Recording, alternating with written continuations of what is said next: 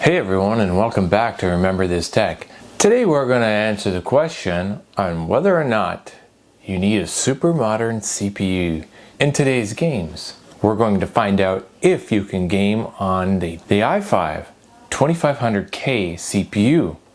And I've paired it with the Gigabyte Z68 motherboard here. And to pair this, we're going to throw in a bunch of DDR3 RAM and then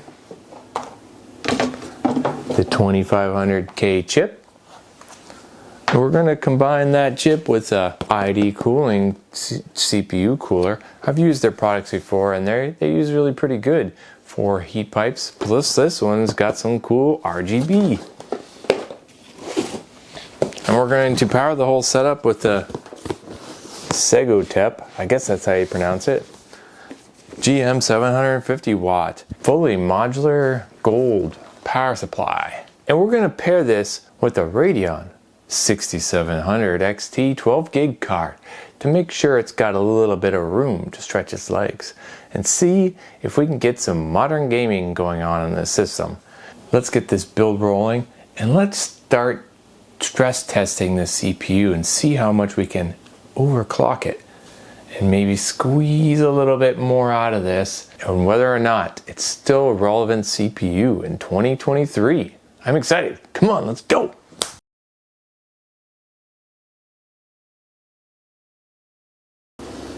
Let's just say that one good thing about DDR3 is that you can still buy it brand new. And I got this extra 16 gig kit, dual channel, from Silicon Power for about 15 bucks on Amazon. Now, basically I'm going to set up the RAM, the CPU, the heatsink before putting the motherboard, etc. into the case. I thought about doing a sleeper build in an old Dell case that I had that looked cool, but if I want to use that, it won't have the USB 3.0 capable ports on the front of the case and such, so kind of went against that idea for now. But that sleeper build idea, keep that in mind for a future build for what I may do. So this chip here is untested, but you know how it is. They say on eBay that it works. So fingers crossed, everyone. And your mileage may vary as far as overclocking CPUs, etc., and how they were binned and made. Stuff to clean this up a bit with some isotrope alcohol. But they only fit one way, so lock it in place. So let's get the cooler on. So this ID cooling has a plastic mounting plate bracket that apparently fits like these boards, the 1155s and the 1200s and even the 1700s. You just have to, it's impossible to do this without looking, but it has like slides here. They slide a little bit, like right here, and then it's adaptable to your motherboard holes in the back plate. Just don't slide them out of the thing here, because then it's not going to sit right. So hold that, flip your board back over, and then set it down. 5 board, you have to use the gray groove standoffs and put the screws down into the back plate, and hopefully they fit. Got some MX4 thermal paste. Make sure this is really toasty. Make sure it doesn't get toasty. Yeah, I'm going to use a spreader, spread it out. Don't worry about that. If you're interested in this cooler, cools really well. The ID Cooling 214 ranges between $19 and $27 on Amazon. I'll leave a link in the description below, as well as other parts I use in this build.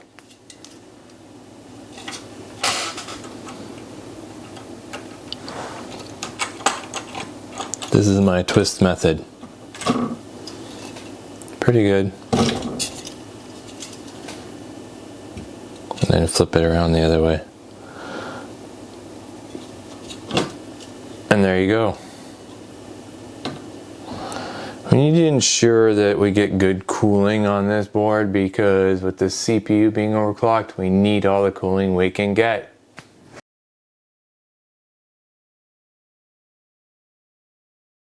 Today for this 2500K retro build, I'm going to be using this cheap Cougar case. Yeah, that's what it's called. You can check it out in the link in the description below. It has a clear plexiglass side panel.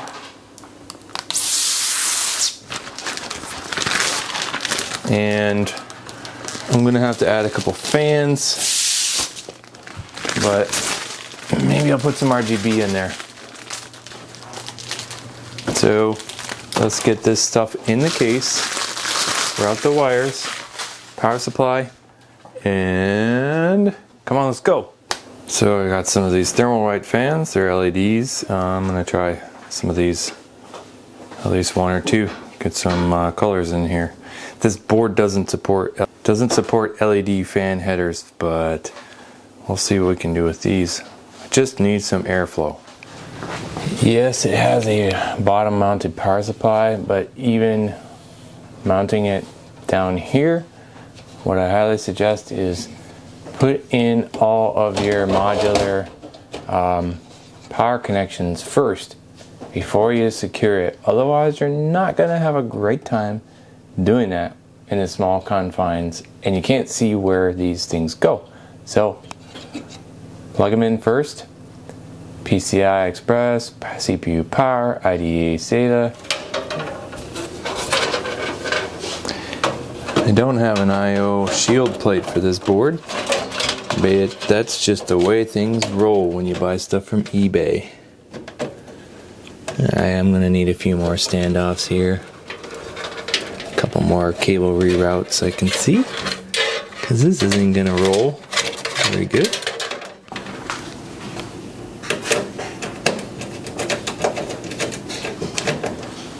I really can't see these small pin headers on the I/O for the motherboard. You know, it's just like, but that's where this magnifying glass comes in handy with the light. So I'll have to use this to plug it into the port here. Cable management doesn't seem that bad in this board because it has a cutout in the back. I'm never one that was great with cable management either, so, you know, I suppose my opinion is just as long as it doesn't impede airflow, you know, you can tie these down a bit. And in the back here, getting this power cable installed for the 12 volt. It's not as bad as some of the other boards that I've worked on, especially when you have a ginormous cooler like some of the higher end CPUs that I work on do. So let's see what we can do here. I hate that this board only has one extra system fan header, and hopefully I put these fans in the right direction. This should be blowing this way, but I'll probably have to turn them around, and this should be going this way, but we'll find out.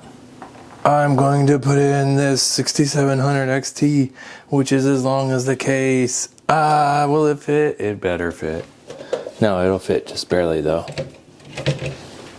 And yeah, this is only a PCI Express 3.0 slot, but you know, that's what we have, and hopefully it won't bottleneck it too much. Don't ask me how I'm going to get my finger down there to get this out of here, because it's probably not going to happen, but should have used a better, bigger case for this? Yes. These PCI 8 pins, they barely reach, but they fit. And this Segotep 750 watt gold modular power supply should provide enough juice to get this thing purring, I hope. And it won't hold back the 2500K. Rather, the 2500K is probably going to hold this back. So this is the best card I have, and we're going to go with it.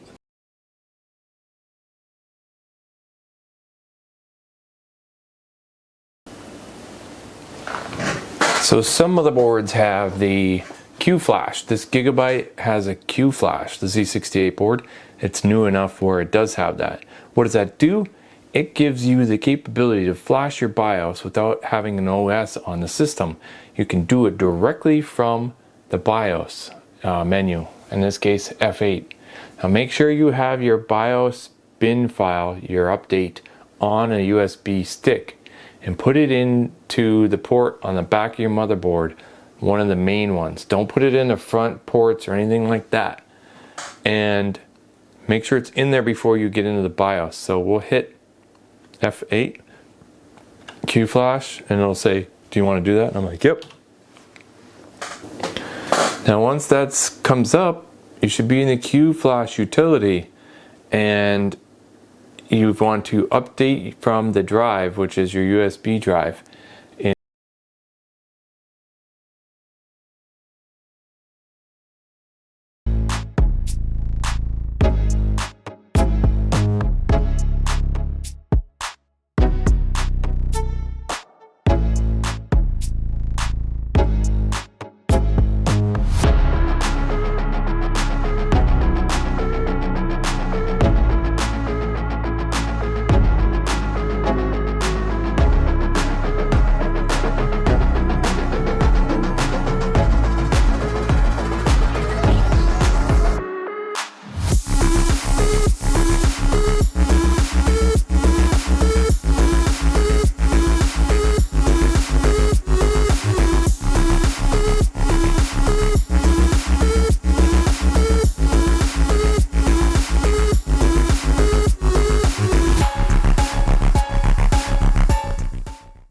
Press the power button and see if things start up or not. Sometimes it helps if you turn the power supply on. That way you can actually turn the machine on. Okay. Alright, fans are spinning. Oh, maybe I should get a keyboard. Stupid.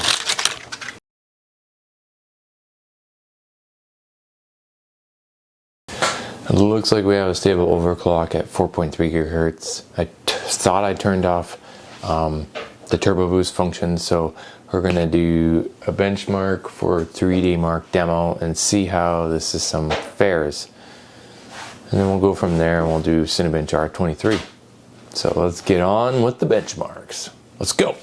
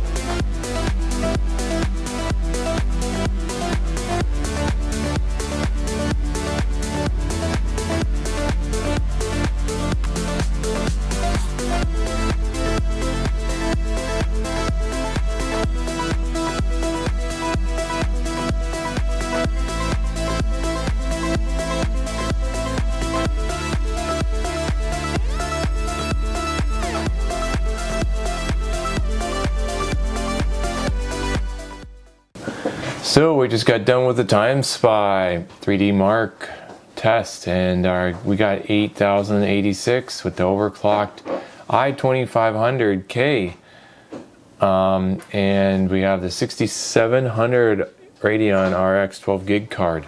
So let's check this out. Graphics score is 11,735. CPU score 2,928. Where do we fall? Well, we fall in around 43% of all the best results, and we come in 2,000 points lower than a budget gaming PC for 2023. Was that great? Is that bad? Well, I paid $10 for the CPU, so it's not bad in my mind. Especially like if you were going to compare it to a 12900K, which is like a $300 processor, and we only paid $10 for this one. So you can see the card, the Radeon 6700 XT is running at 2400 megahertz, and my stable overclock was 4300 for my i5 2500K.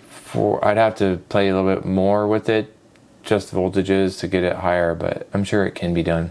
We got 16 gig of 1600 megahertz DDR3. So there you have it.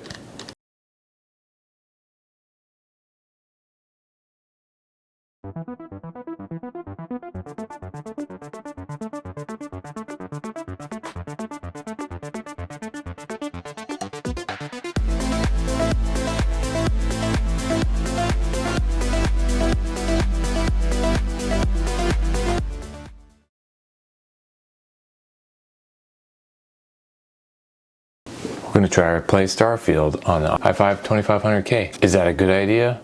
I don't know. We're going to find out if you can play it regardless with the 6700 XT video card. See what we get for frame rates at 1080p. But the processor seems to be struggling a little bit, even at 4.3 gigahertz overclock. Okay, 1080p and medium. That should be doable, right? Alright, well, great. The FSR2 is on. So good. Great. Continue. And we only have SSDs in this system. We don't have NVMe slot. The loading will probably reflect that, obviously.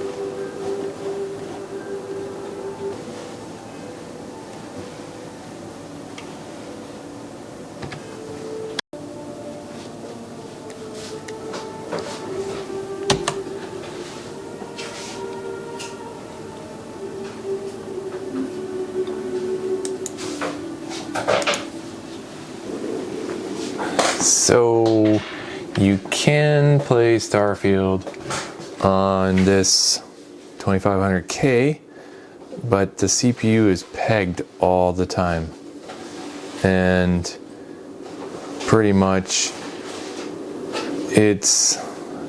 doesn't matter if you have a Radeon 6700K, because the CPU just can't handle it, you know? I mean, you can play it, it's just be prepared for some lags and here and there. I'm surprised it can play it, but attribute that to the overclock and attribute that to the 6700 XT video card. So, old CPUs still work. Alright, let's get out of here and test another game, shall we?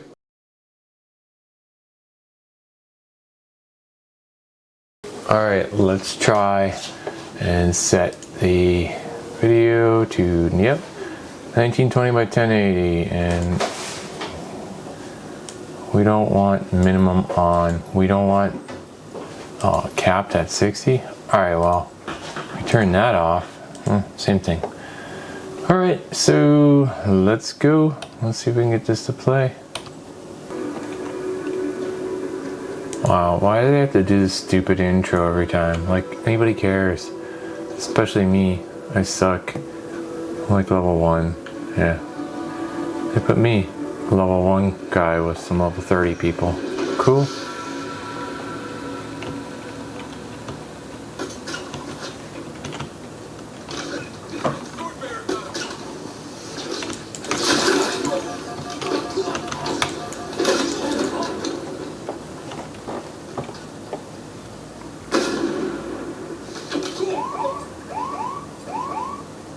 These guys just decimated our entire team, and we didn't do anything.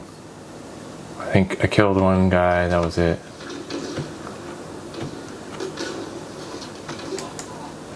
The enemy carrier has revealed themselves.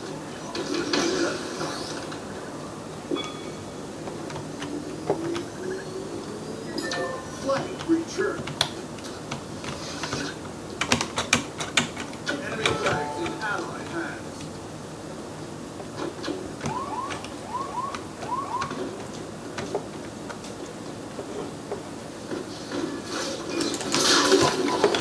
The enemy carrier has revealed themselves.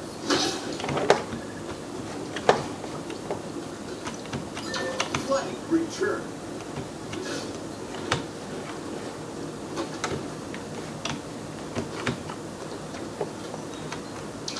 Flank captured.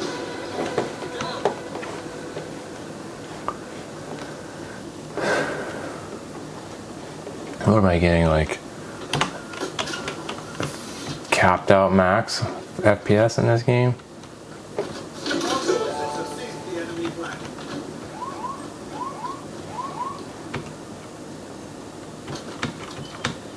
So yeah, I don't know, I guess you could play this without any issues on this old system with the brand new video card, so.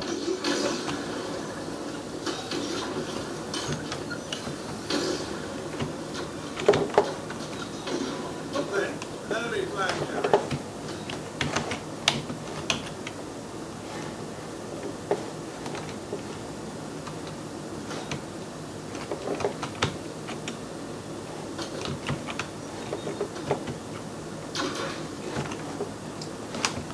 Friend locator en route. It's yours. Now capture it. You're exposed, Spartan.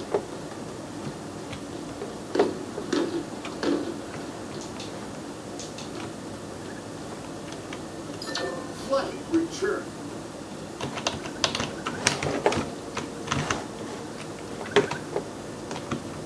They know where you are.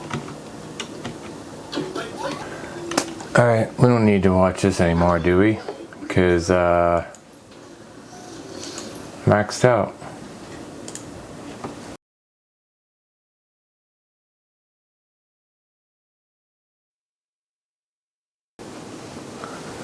So, for this game, Borderlands 2 on the system, we're pretty much maxed out on the FPS, which is pretty awesome, right?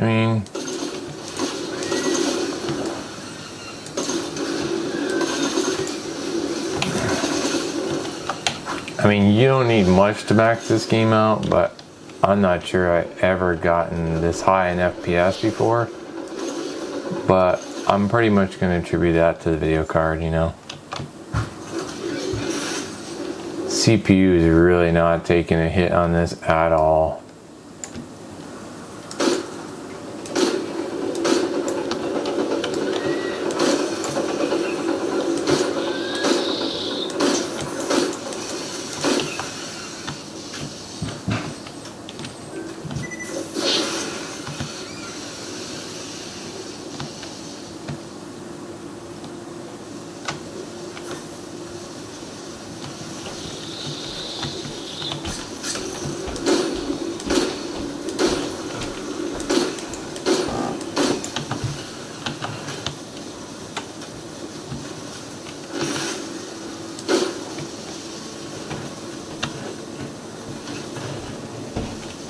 How do you shut this thing down?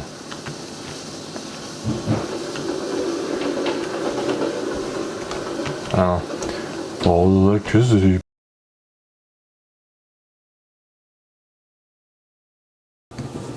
Jedi Survivor just took a long time. Now the RAM usage went down to 13.5 gig. So what am I looking to get out of this? I am looking to try to play this 1080p, and that may be a tall stretch, but we're going for full HD. High visuals? Alright, let's bring this system to his knees, shall we? Alright. Let's see if we can't see what this looks like. 1080p, 4.3 gigahertz i5, 2500K, 700 Pro, 6700 XT, 1080p, running on i2500K.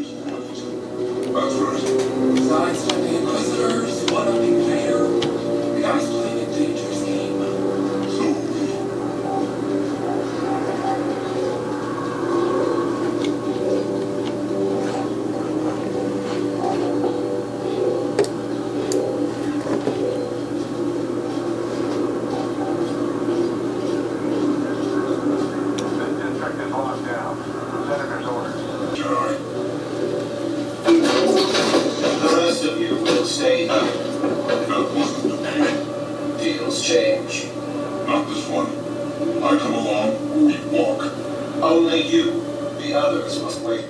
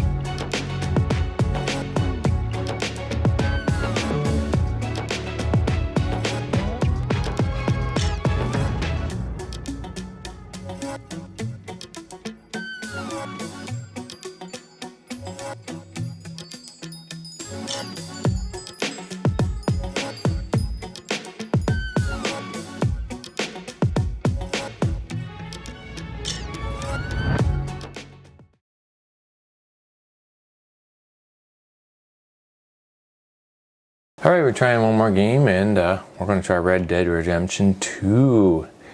I'm trying to pull out 1080p settings on here. Alright, resolution is obscenely high. 1080p. VSync off. Full screen. Triple buffering on. Texture is mostly at ultra. We have a few low settings, but there's high settings mixed in here. So, alright, apply changes. See if it chokes. Let's start the capture.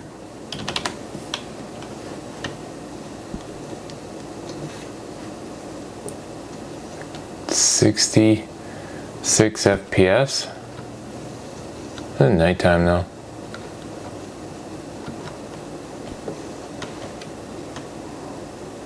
Well, the CPUs are almost maxing out, not quite, but almost. The GPU is only running at, between 27 and 56%. Alright, there's some dead horse, dead guys. Wonder what happened. Can I loot this guy? No.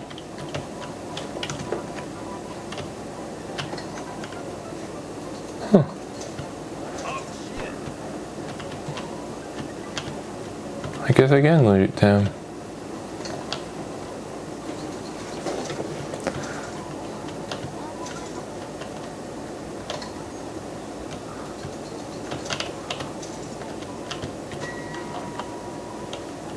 Uh-oh. You get in trouble for looting?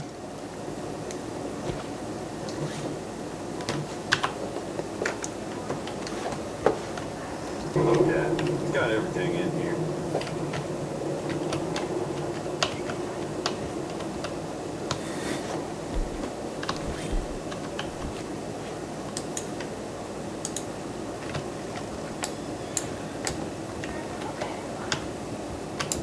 Let me know what you want, I'll bring it out. New to shop? Well, it's really the catalog you want to look at. It's got everything in here. Wow.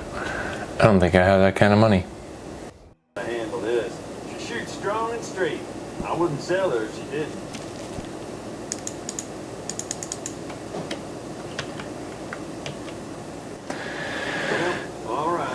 All right. When you need it. I think we need to go up to a higher resolution, don't you? If we're running at a good resolution here, All right then. why can't we go up to dun dun dun? What should we try for? Here, let's try that. Well, all right. This will be here when you need it. And we'll have to. Good resource. It's up for free. We did drop some, but not a lot. It's like a good resource. It's looking for free. It's more for all the bounties running around New Hanover. I got to do. Go back. Shit. Now, what are you gonna do?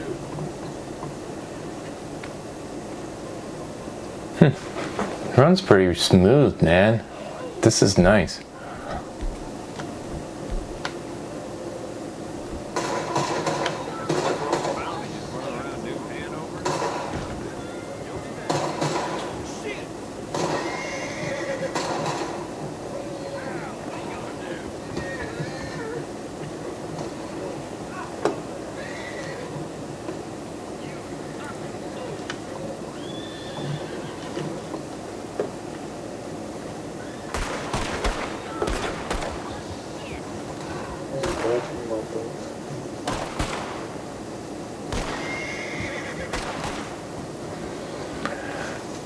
Yep, 34 FPS for the low, 64 for the high. Yep, 1440p. This is really nice. Well, there you have it. You're running Red Dead Redemption 2 on the i2500K overclocked with the 6700 XT. That solves it. This game is 100% playable.